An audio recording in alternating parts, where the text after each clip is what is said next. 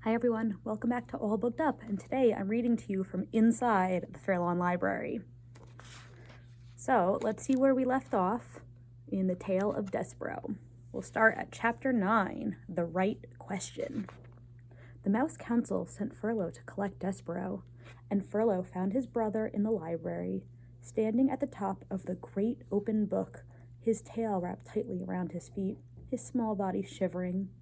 Despereaux was reading the story out loud to himself. He was reading from the beginning so that he could get to the end, where the reader was assured that the knight and the fair maiden lived together happily ever after.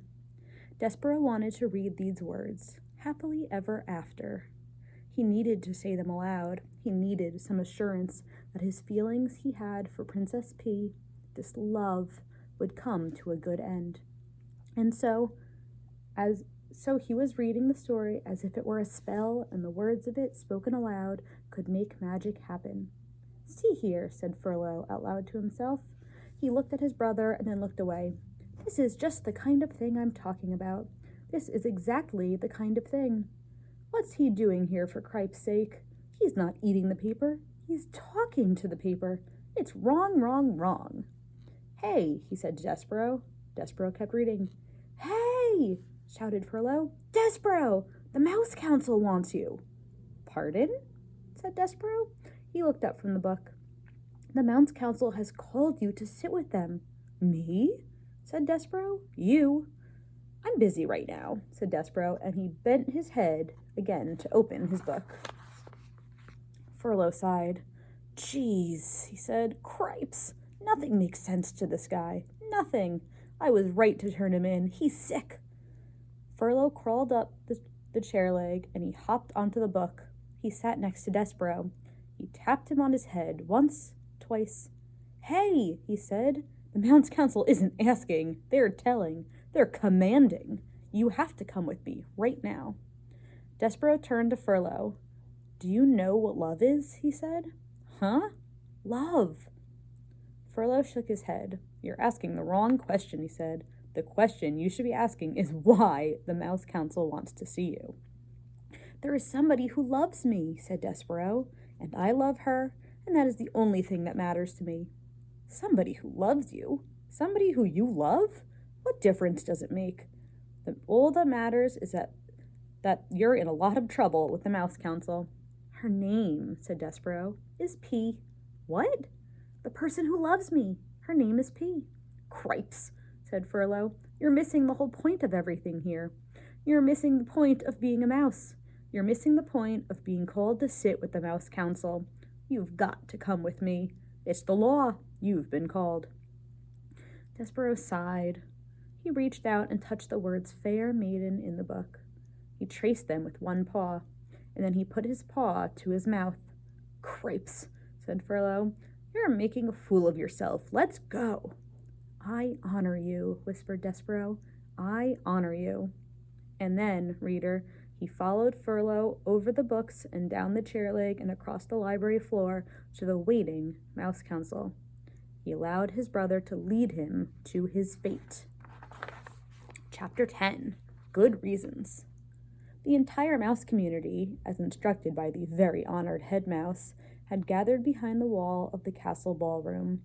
The members of the Mouse Council sat atop 3 bricks piled high, and spread out before them was every mouse, old and young, foolish and wise, who lived in the castle.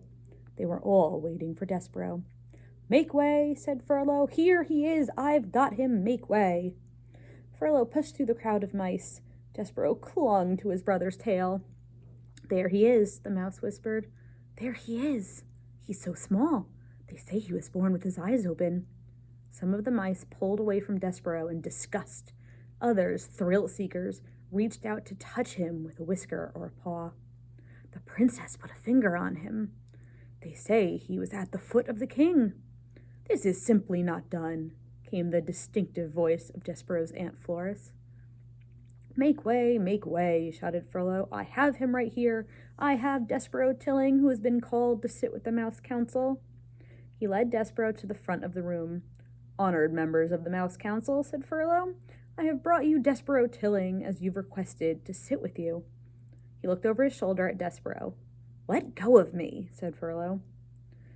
Despereaux dropped Furlough's tail. He looked up at the members of the Mouse Council. His father met his gaze and then shook his head and looked away. Despereaux turned and faced the sea of mice. "To the dungeon!" a voice cried out. "Straight to the dungeon with him!" Despereaux's head, which had been full of such delightful phrases as happily ever after and lovely ears and I honor you, suddenly cleared. "Straight to the dungeon!" another voice shouted. "Enough," said the most very honored head mouse. "The trial will be conducted in an orderly fashion. We will act civilized." He cleared his throat. He said to Despereaux, "Son, turn and look at me." Despereaux turned. He looked up into the head mouse's eyes. They were dark eyes, deep and sad and frightened. And looking into them, Despereaux's heart thudded once, twice. "Despereaux Tilling," said the head mouse. "Yes, sir," said Despereaux. "We, the 14 members of the Mouse Council, have discussed your behavior.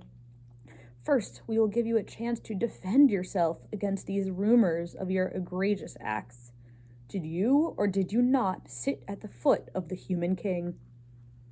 "I did," said Despereaux, "but I was listening to the music, sir. I was there to hear the song that the king was singing." "To hear the what?" "The song, sir.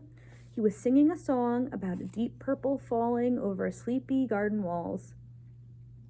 The head mouse shook his head. "Whatever you are talking about is besides the point. The question is this and only this. Did you sit at the foot of the human king?" "I did, sir." The community of mice shifted their tails and paws and whiskers. They waited. "Did you allow the human girl, the princess, to touch you?" "Her name is P." "Never mind her name. Did you allow her to touch you?"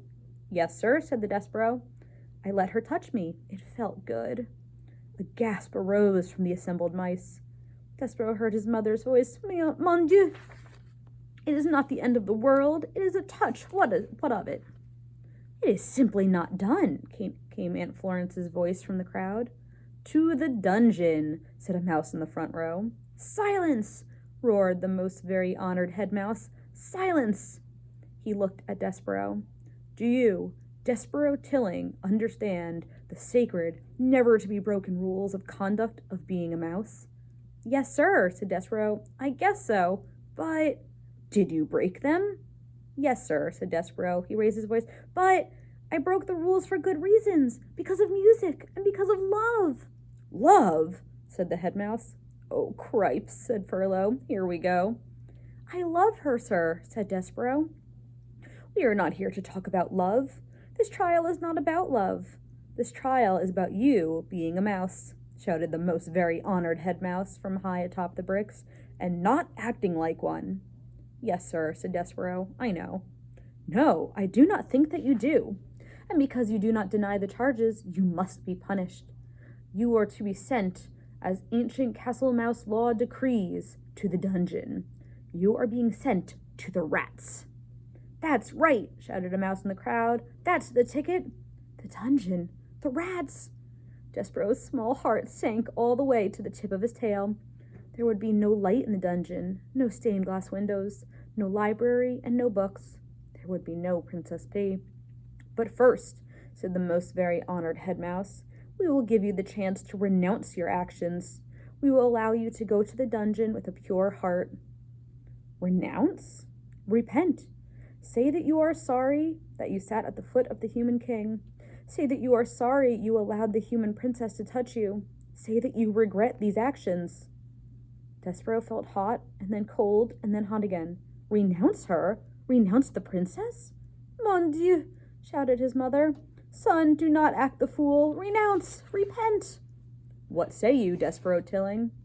I say, "No," whispered Despereaux. "What?" said the head mouse. "No," said Despereaux, and this time he did not whisper the word. "I am not sorry. I will not renounce my actions. I love her. I love the princess." There was a bellow of collective outrage. The whole mouse community surged towards Despereaux. The mice seemed to become one angry body with hundreds of tails and thousands of whiskers and one huge, hungry mouth, opening and closing and opening and closing. saying over and over and over again, "To the dungeon, to the dungeon, to the dungeon." The words pounded through Despereaux's body with each beat of his heart. "Very well," said the most very honored head mouse. "You will die then, with a black heart." "Threadmaster," he called, "bring out the thread." Despereaux marveled at his own bravery. He admired his own defiance. And then, reader, he fainted. What on earth will happen to Despereaux if he gets sent down to the dungeon? Tune in next time to see what happens.